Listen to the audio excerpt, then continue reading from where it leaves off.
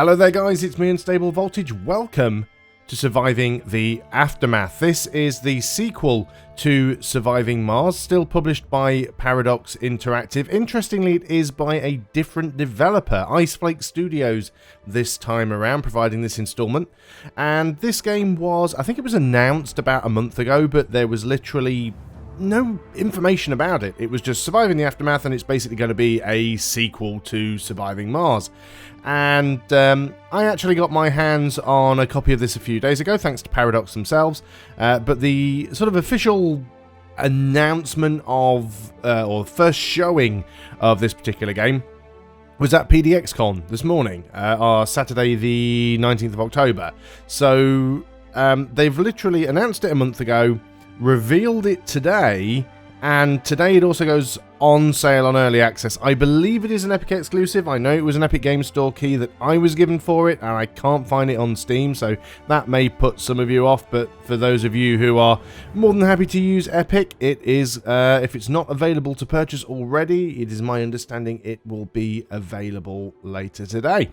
So Surviving the Aftermath, even though it's a sequel to Surviving Mars, it actually takes place on Earth. The best way I usually describe these games, in its most general form, it is an RTS game. It's a real-time strategy, but it is one of those sort of resource management survival games like Banished and things like that. I have played it a little bit. I haven't gone too far into it. Bear in mind, again, this is early access, so there is likely to be content missing. I'm going to go and jump in and just start a new game, just so you guys can basically see what it's about. So when you start a new game, first of all, it gives you the option to have the tutorial on or off. As I haven't played all the way through to the end of the tutorial, because I did want to go in blind, I'll go and turn the tutorials on. Now, as you actually go through and start your game, you're given a number of options, and depending on which of these options you choose, it increases the difficulty of the game. Now, each of them has a little bit of flavor text, because there's things that affect the environment, catastrophes, resources, survivors, and so on. And you can see the options we have here, so I'm not going to bother reading through all of the flavor text, but we can have cities are demolished but nature prevailed, which gives us a temperate and humid climate with 40% fertile soil. If we pick the world is desolate and unforgiving, we've got average temperature and humidity, and soil fertility is only 25%, or we have the option of the planet is a barren wasteland, it's hot and dry, and soil fertility is only 10%. Now, as I highlight these different options, you can see the difficulty up here on the right hand side changes: 6%, 11%, and 17%. And these difficulties stack as you go through. Now, bear in mind, like I said, that I haven't really played through it. I'm just going to do everything on easy, just for the speed of going through and seeing what's available. So we'll pick the first option.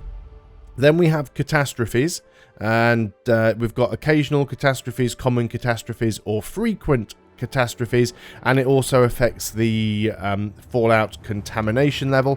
Again, as you can see, we're already on 6% difficulty because of the option we picked on the last screen, and whatever we select here adds to that. So we've got 11%, 17%, and 28%. Again, we're going to pick the easiest options: plentiful starting resources, average starting resources, or scarce starting resources. Again, let's go for plentiful. So difficulty is already up to 17%, and then we can pick our starting survivors: 8 adults, 4 children, 7 adults, 3 children, 6 adults, 2 children.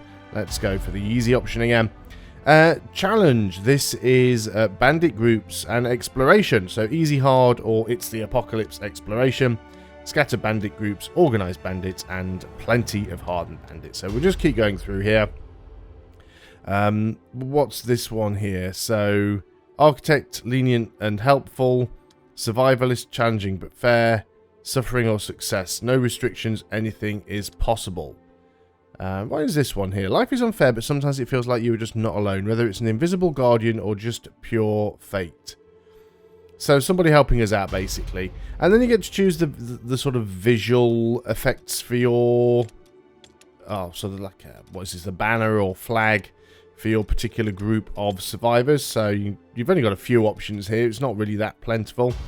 And you get to pick the name for your colony, and also the colony motto, and you can rather death than dishonor. You can just random them, or you can type them in I think you can type them in manually. Yep, you can type them in manually. And then we go over to the summary, which shows us all of the things we picked. 33% difficulty in VIII. So like I said, I've had a very brief play of this with the tutorial on. Most of the things that I have encountered so far seem relatively straightforward. I don't think there's anything that's going to jump out as being, oh wow, this is... you know, this is new. I haven't seen this kind of thing going on before. But let's pop in and have a look. If you're used to playing this type of games, I think you'll just be able to jump in and get straight on with it. You might not even need the tutorial. There are a few interesting things in the way some things work. Let's go ahead and pause up. So we basically start with 3 buildings. We've got this one here, which is the bunker. The bunker is basically a general storage building. So it's got some storage options for basically anything, and it can also store water. We've got food storage, which obviously is specifically for food storage, and then we've got the stockpile, which is basically for building materials. And whenever we select one of these buildings, you'll notice a white ring appears around the building, and also it highlights all of the resources on the map that can be collected. So stockpile is building materials, and you can see we've got these planks, these piles of wood, these concrete ruins. These get highlighted on the map. If we go and select the food storage, you can see it's highlighting where the berries are around the map as well. Along the top, as you would expect, we've got some indicators of resources. We've got our happiness, we've got our number of colonists. Now it shows us here how many carriers we've got, which is our 8 adults. So your 12 is our total number of colonists, but only 8 of them are workers, because children usually go to school if there is one. This is how much food we have, how much water, electricity, wood, concrete, plastic, metal, fiber, parts, components, electronics, fun boxes, which basically increase people's happiness, I suppose, tools, clothes, medicine, and science points. We're going to go through and play through the tutorial. Notice there is also a world map down here in the bottom left hand corner, and you can see that there are basically different regions you can visit. You might be able to trade with other people. I haven't got that far yet, so let's go through. So we can this is a wild boar right here. A wild animal that might occasionally attack colonists. It's weird that it starts right next to us. So we have got, basically everybody is homeless. If we click here, first of all, this is showing us the basic controls. Not really anything that we need to worry about. You can zoom in and out. You can change the angle of the map all over the place. If you start hearing a weird duck sound, that is basically the tutorial. I'm really hoping that's a placeholder sound, because it doesn't make a lot of sense. Advanced controls, that's just telling us about panning and rotating and zooming, which is stuff that I've already just been doing with the camera right there. Building shelters. Okay, so your colonists need shelter to live in. All homeless colonists have an icon floating above their heads. Other potentially dangerous conditions are shown the same way. Now open the build menu and build enough tents or emergency shelters for your colonists. You can rotate buildings in the build mode with the left and right bumper, or with the R key. So we've got the game paused. We're going to go into the build menu. So we have tents and we have shelters. Now the emergency shelters... The emergency shelters actually require fewer resources. So, you can house 6 people for 5 wood, 10 plastic, and 5 concrete. If we build tents, it doesn't require any concrete, but it requires 2 wood and 5 plastic, but only for 2 colonists. So for 6 colonists, it would be 6 wood and 15 plastic. So emergency shelters, if you have concrete, are technically cheaper. But colonists are less likely to reproduce in emergency shelters. And tents are a little bit weak. We've got a decent amount of wood. We've got a decent amount of plastic. We would need to build 6 of these. So we can go ahead and do that. But I think we're just going to do the emergency shelters for now. And we can always change them around later on. So we'll put 1 emergency shelter there, and we will get another one. And we can rotate them with the R key. There doesn't seem to be any way to rotate them off axis. They always seem to sort of snap to grid, as it were. But we'll go and put the other one down there. So we've learned how to build shelters. We'll unpause and you'll see that our worker colonists will instantly start to run over to the stockpile.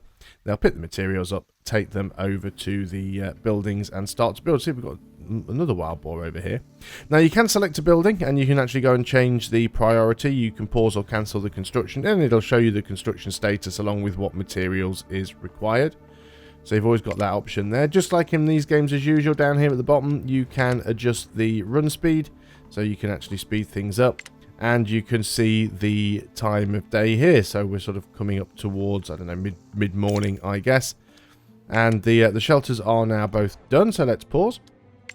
So that is our construction finished. We will get recognition for completing that in a moment. There we go. Assign work areas. So this is in relation to those white circles you see whenever you select a resource building.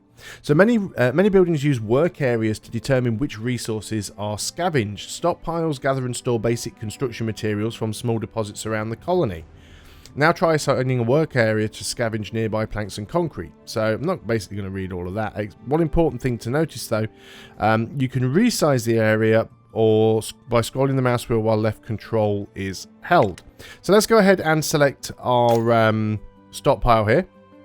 And we want to start collecting some of this wood and concrete. Obviously, we don't want to go too far away from the from our colony. So we're going to go and move the work area. Now you can see this circle is going to move around. If we hold control and move the mouse wheel, we can actually adjust the size. We want to try and get some concrete and some wood. So let's go and select that one there. And now you will find that workers will start collecting that automatically. We can also go ahead and do the same thing with the food storage one, and we can go ahead and tell them to go collect some berries. So we now have the mission here to build a water source. I'm sure the last, yeah, there is. You actually start with a well, and you can see that this well is producing 12 water, and there is a circle showing you the area of effect. We've also got these nuclear waste piles around here, but we need to build a water source. Your colonists need water to survive. Open the build menu, and then from the water category, choose the water well. Note that wells cannot be built on barren soil. So we'll go in here and we will go to water. So we've got these options. We've got roads, we've got shelter, storage, food, water, resources, products, health and safety, exploration, and decoration. So we need water. We're going to go and build a well. Now, we don't want these to overlap. It actually gives you this notification later about circles overlapping. One thing that I find weird is it doesn't actually show you the circles from the other well, which I find a little bit stupid, to be honest. Let's go ahead and put it up over here. So we well, they've got to go and build it now. They'll take materials over there. So you also see you've got these plastics piles. There are some scrap piles somewhere, like this one, metal piles. Those require specific buildings in order to do anything with. Let's go ahead and speed this up a little bit more. So we're breaking even on water at the moment. We're producing 12 water and we're using 12 water. So we've not got any stored up. So this is why it asks us to build a second well, even though we already start with one. So we've got a lot of builders running around, and at the moment everyone's essentially a generic labourer, so they'll just they'll build buildings if there are any buildings that need to be built, and if not, they'll just go around and start gathering resources. So this tells us a area of effect.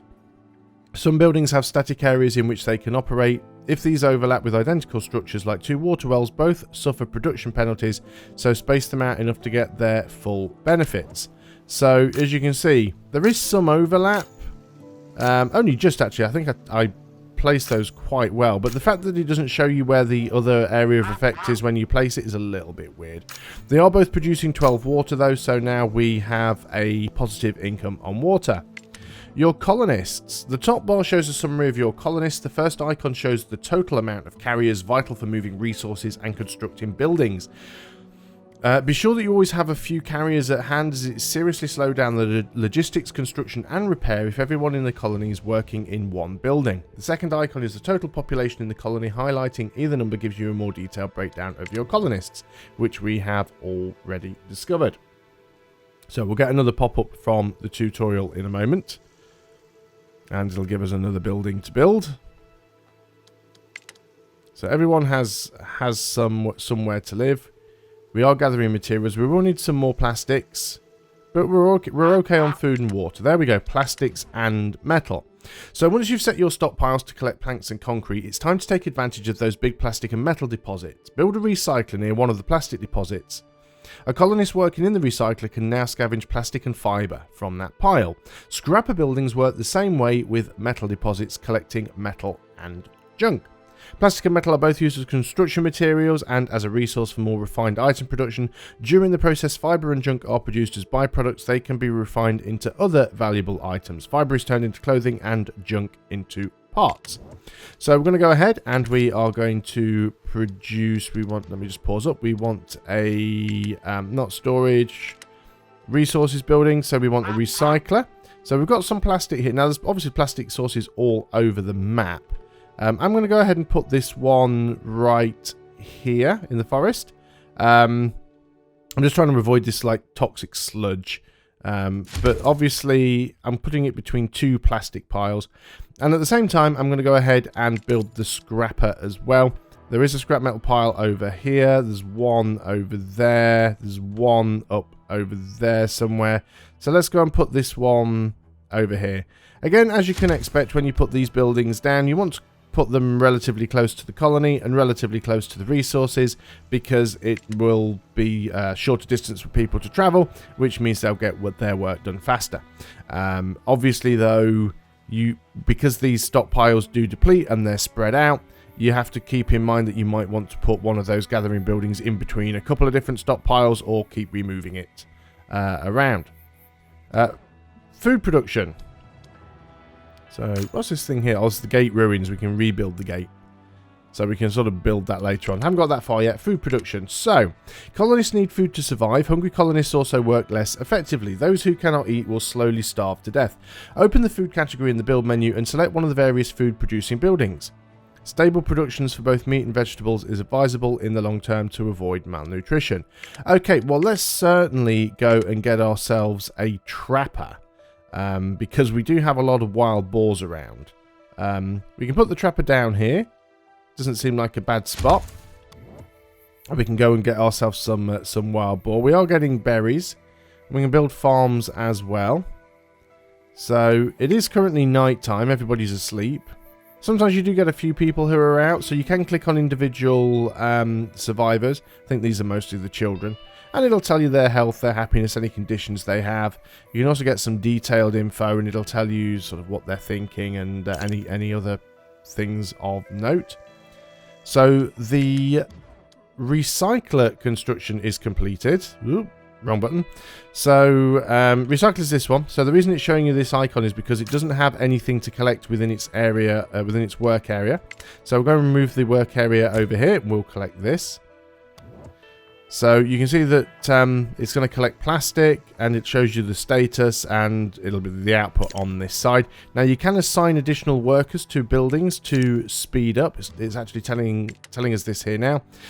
Buildings have one or more colonists working in them. You can increase the building's productivity by adding extra people in, or take some out to assign them elsewhere. So if we click on here, it'll add another worker, and it'll speed that building up for us. The trapper is done. We've also got the scrapper. Again, same problem. Its work area doesn't include any scrap, so let's go and do that. So now all of our buildings should be operating. You'll now see that our carriers have gone down to 4. That's because we've got one colonist working at the trappers, we've got one colonist working at the scrapper, and we've got 2 colonists working at the recycler. So because they all have jobs, they're no longer working as carriers. Storage types. There are multiple various resources are stored in different building types, different buildings based on their type. Stockpile is for basic construction materials like planks, metal and plastic, etc. Food storage is for all food types. Warehouse is for refined items such as tools, clothing and meds. And general storage is large storage for all items that can be stored in a warehouse or in food storage. But it hasn't specifically told us that we need to build anything. Berries are depleted. That's fine, because we do have more berries within the area of effect, so we don't need to move that just yet. We probably do want to get a farm or something as well, so let's go ahead and get ourselves a small field. And we can probably pop this in over here. So, was that more berries depleted? No, that's the... We can right-click those messages to make them go away, so that's fine. Rabbit season. Colonists want to try a new trap. So, okay, this is like a sort of a little quest. 3 colonists explain that they've been working on a new kind of trap for hunting rabbits, and the group wants to set them outside the camp. The contraptions look functional, but letting the group venture far away from the colony is not without its risk. We can give them permission to go or say it's not worth the risk. Let's give them permission to go, see what happens. The group finally returns, looking absolutely miserable and exhausted. The rabbits didn't fall for the traps, and rummaging through the polluted ground seems to have left a few colonists quite sick. So 2 of our colonists now have radiation sickness, and we can see that because they have this little icon above their head. It's actually one of the children, interestingly. And if we go ahead and look here at detailed info, we can see that they have radiation sickness, which is decreasing their happiness. So let's put the game speed back down. Injuries and other conditions. Press here to learn how to heal them. One of your colonists is injured.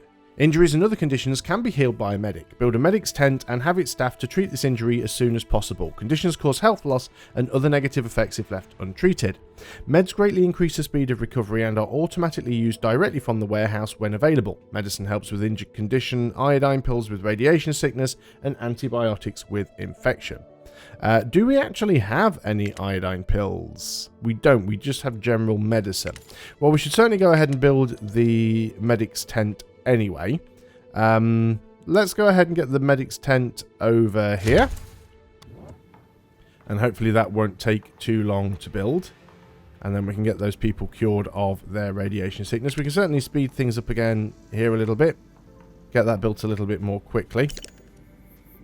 Our small field is completed, so now you'll see that we've gone down to 3 carriers because we've got somebody now working on the field. Now, the reason it's showing that is because it doesn't have any crop planted right here. So we need to plant a crop. If I can remember how to do this. Do I click on it? I worked this out the other day. I sort of found out... Oh, there it is. Just select next. So we have the option of basically corn or potatoes. Corn has normal growth rate but a low yield. Potatoes have slow growth rates but a medium yield. Let's go for potatoes because we're not doing too badly on food right now. So I'd rather have better quality food than quick food. And we're getting into nighttime again now. So obviously the building slows down. And as we start to gain more plastic and wooden resources, we will replace these emergency shelters with better shelters. Haven't seen any bandits yet. You're hungry, so you're going to go and collect some food. I'm not going to build any extra storage until we have a need for it. A colonist is suffering from serious mutations. Cure the colonist in a medical facility. Mutations? Say what now? Is this still being built? This is still being built. So your health is going down. That's not too good. You've got radiation sickness. Where's the other one? Oh, you're here. That's actually you right there. You're looking weird. Look at that. Got weird things growing out of her with the look of things. Oh, that is interesting. Can't actually see her right now. So this is Lily. Mutated. Not actually showing us what that's doing. But yeah, we can see it right there, look. That is a little bit weird. Okay, medical tent has completed. Planting crops, we've already done. So now we'll go down to two carriers because one will be working as a medic. Berries have been depleted. Okay, well we expected that was going to happen. So now we just move this work area and we pick somewhere else where there's berries. There's a little bit near the toxic waste, but we should be fine. So hopefully we'll get our people cured up. Now, do we see the progress if we click here? Yeah, we can see that they're treating somebody in the 30% through. There are 2 patient slots, but maybe we have to have 2 medics in there to treat 2 patients at the same time. Let's keep it. Your health is very, very low, so I'm just going to go ahead and add a second one there in the hope that we can treat you quickly. Are you going to go and get treated straight away? Because your health's already down to like 31%, which is not good. We might be able to get this one treated quickly. Right, we're at 95%. Your health is 24. Okay, right. We might have just saved that that person. And then once that person is saved, I'm going to go ahead and remove one of these people. Of course, if there's nobody ill, we don't have to have anybody working in the medic's tent. So we can put them back as being a normal carrier, a normal colonist. And we didn't use any medicine. So I'm guessing it's just sort of natural sort of overtime. Supposed to be treating somebody again there. I thought we'd only got 2 people who were ill. But that's fine. I think we can remove one of these people now. That should be okay. And now it's just idle. So let's go ahead and move the colonist out of there, as they're not really needed. Although we're not really building anything right now. So planks have been depleted. So we need to go and select our stockpile. But there's still plenty more things over there that they can go and collect. So we're not worried too much about that. Nothing is at capacity right now. Rebuild the collapsed gate from the build menu to attract more people to join your colony. Well, that sounds like a good thing. We haven't been given a tutorial pop-up to do that yet, but that sounds like something that's worth doing. The gate. Now, that's going to cost us quite a lot. 5 plastics, 15 metals, 20 wood, 15 concrete. We can afford to do that. It is doable. And we're not being told that we need to do anything else. We are collecting more wood. Let's go ahead and repair the gate. Let's see if we can get somebody new coming in. So you notice the frequency of the tutorial messages is slowed right down now. Our happiness is kind of middling at the moment. There's nothing particular going on. Does this actually tell us if we have anybody who is ill? Yeah, it doesn't show us if there's any illness in our colonists by mousing directly over this. Nor if we click over medicine. So maybe it's just that pop-up on the left-hand side. Obviously, it's night time again now, so things slow down a little. We do need to rebuild up our wood supply. And we want to get some more tents as well. So our biggest plastics is plentiful. Our biggest problem right now is wood. The gate is now complete. Oh, here we go. Colonist is injured. So let's go ahead and put a dock in there. And we have a wandering merchant. A colourful van approaches the gate. This guy looks a bit dodgy. So we don't have anything we can give him right now. What else do you have? Yep, I basically don't have anything to trade with him at this point, so off he goes. Survivors are seeking shelter. They say the lands up north are under permanent ice. People freeze on their feet if they stay outside more than an hour. We've got 2 colonists. No, we've got 4 adults. 4 colonists, 4 adults, no children. And with them they bring some fish. That is not showing anything on mouse over. I'm not sure what that is, but they've got fish. That looks like rope or worms. Is that food? Yeah, some sort of worm. So they've got food. They've got some clothing with them. Let's go ahead and accept them. Now, obviously, they're going to be homeless. So what we probably want to do is build a new shelter, but we're a little bit low on wood. We've also so we've completed the gate. You are our scientist. Excellent. Oh, cool. You do have a lot of specialist skills. So let's do the tutorial bit. We've got accessing the world map. The world map is now open and survivors start arriving at your gate. Among them are specialists who are ordinary people with extraordinary skills. They can go on missions on the world map to explore and gather valuable resources. Change the view between the colony and the world map with the big world map button on the bottom right. Now go and see what's out there. Okay, so let's go in over here. So now we have these action points. Operating on the world map, map consume action points. Movement takes 1 action point per hex, or more when moving on rough terrain. Actions like scavenging, scouting, research, and attacks all use remaining APs. After all APs are spent, the specialist needs to rest for half of the day to recover and refill their APs. Okay, so we've basically got a scientist here. Research and scavenge. So you can attack... Oh, no, you're not a scientist. You can attack, you can defend. Now, is a higher number better or lower? It says you're a scavenger. Let's just have a quick look here and find this person again. Base attack value. Right, so your attack value is quite low. So it's scavenging and researching, I think, that you want to be doing. Okay, so let's go back over here again. Scouting. Press here to learn how. The world map is divided into sectors which must be scouted one at a time. Push onwards on the map to reveal new locations and resources. Select a specialist, move the cursor over an unexplored sector and confirm the selection when the sector is highlighted with binoculars. Scouting drains the specialist's action points for the rest of the turn, but they are filled twice a day. Okay, so we've got a farm over here. There's no hazards, no danger, and there is some jerky. So, can we send you to this?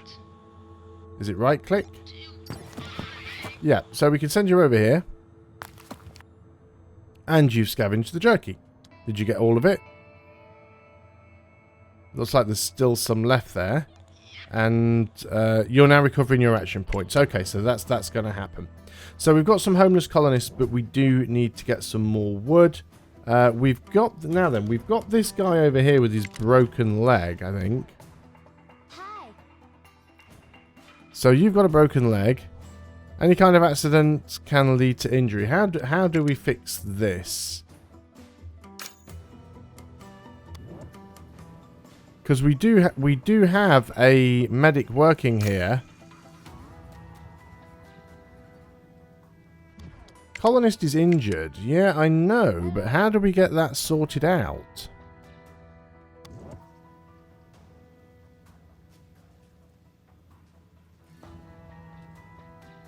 I mean, it's showing a broken bone, but that doesn't necessarily mean that he has a broken bone. I just can't understand why he isn't going to the medic's tent. The medic's tent has staff assigned to it. Can we assign him manually?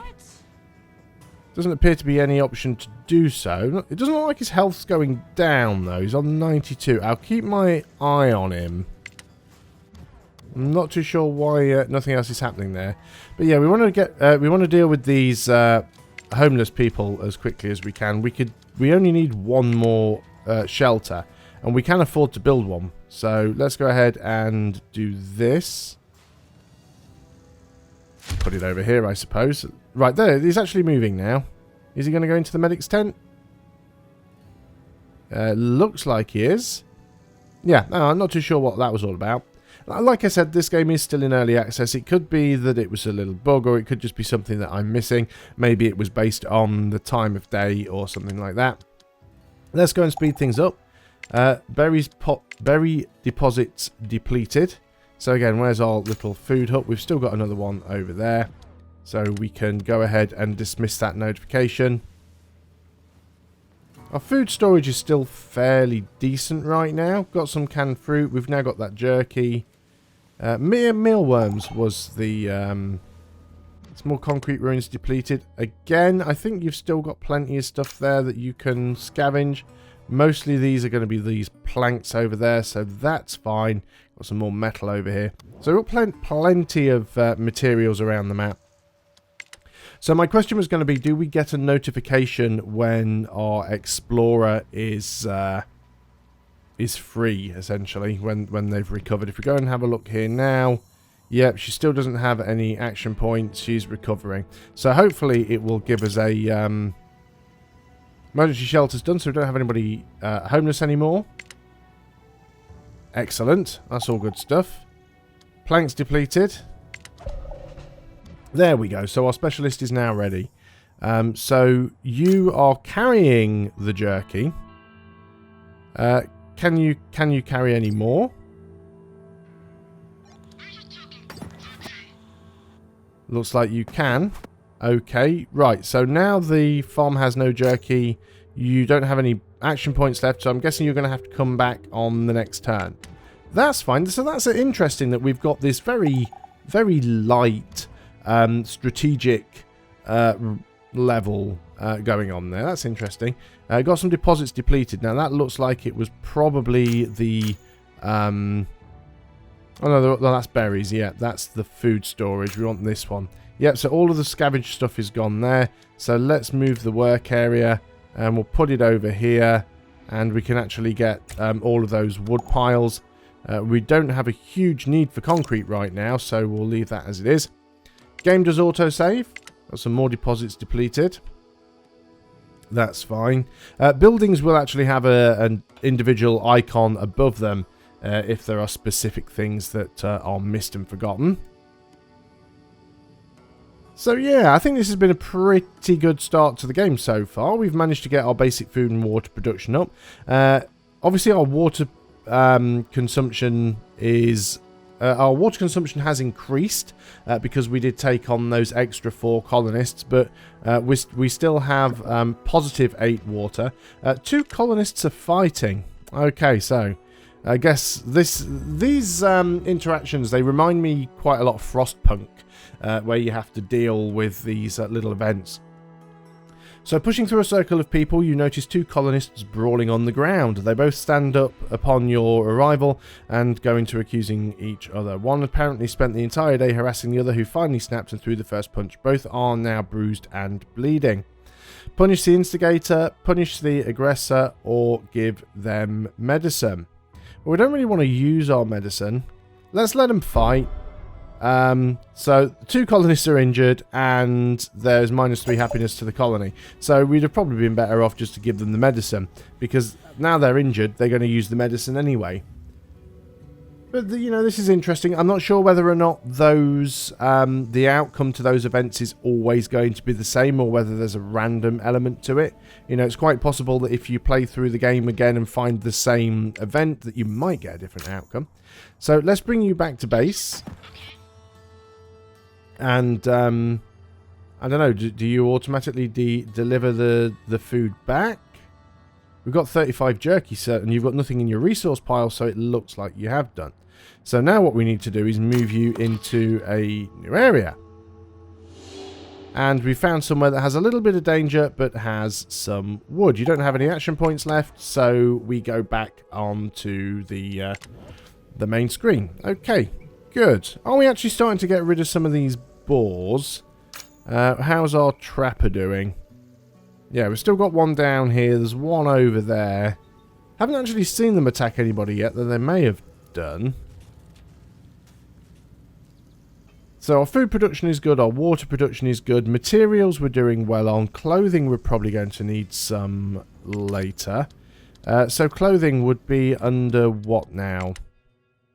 Oh, we can just build a sawmill and get wood that way. I guess there's no point building that while we already have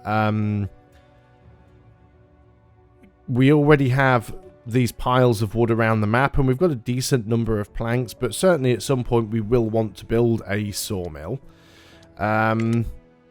Tailor. So we can afford to build a tailor. Let's go ahead and do that. So one problem you are going to have is you start running out of space quite quickly. So let's go ahead and build a tailor so we can start producing some clothes. We will need some more tools as well. So we will we'll need to do that relatively soon, I would have thought. And that's going to be a tool shop. We do have the required materials. So let's go in and get a tool shop over here. And that's probably going to be the last building that we construct for a little while. Unless we specifically get any instructions from the tutorial.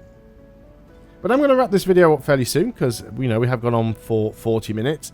This video is intended to be a little bit more of a sort of a let's have a look at it kind of thing, rather than a let's play or a review. Obviously, I haven't played enough of it to sort of formulate my opinion of it directly.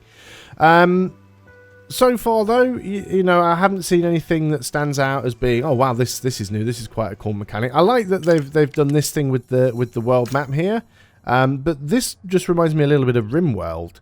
The fact that you've got the world map and you can go out and trade and explore and do other things. So again, it doesn't seem like it's particularly novel in that sense.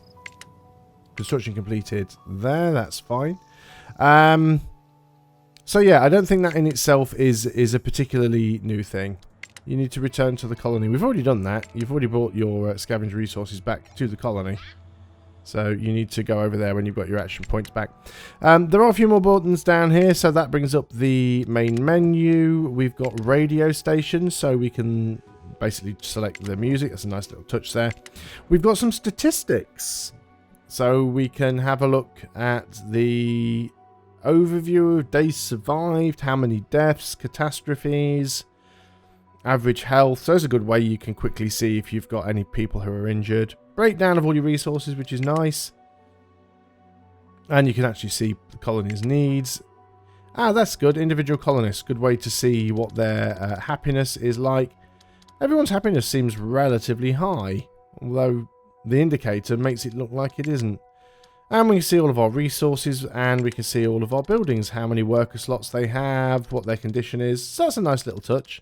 It's weird if you just sort of mouse over the bottom edge of it. I'm not touching the mouse right now, and it's kind of doing that weird effect. So that's hopefully something that they will fix. List of our specialists. We only have the one who's out on a mission. Then we've got a tech tree. Needs science points to do anything with the tech tree, and you earn science points on the world map. So this will, I assume, unlock new buildings. So yeah, cookhouses, logging camps, bigger fields, insect farms, greenhouses, bore wells, large water towers, mills, bakeries, mess halls. For production, solar panels and wind turbines, mechanic shops, battery racks and street lights, larger solar panels and turbines. For the colony, we can get ourselves shanties and tenements. With some extra decorations. We can get schools, we can get more decorations again, memorials and paved roads with some more decorations, houses and two-story houses, library, arena, movie theatre and a game arcade. For security, general storage, environmental station and field hospital, and for exploration we can get a trade centre and a radar. And again, this is early access, so there may well be more stuff that they add in. And then we've got help down here that basically gives us all of the tutorials if we want to go through that. Cool. So yeah, so far I'm liking it. I definitely think I'm going to play a little bit more. I'd like to at least get to the point where I start unlocking some of the later tech, see how big I can get a colony. If you're interested in seeing more of this game, by all means, you know, do let me know. I used to play a lot of Settlers long time ago.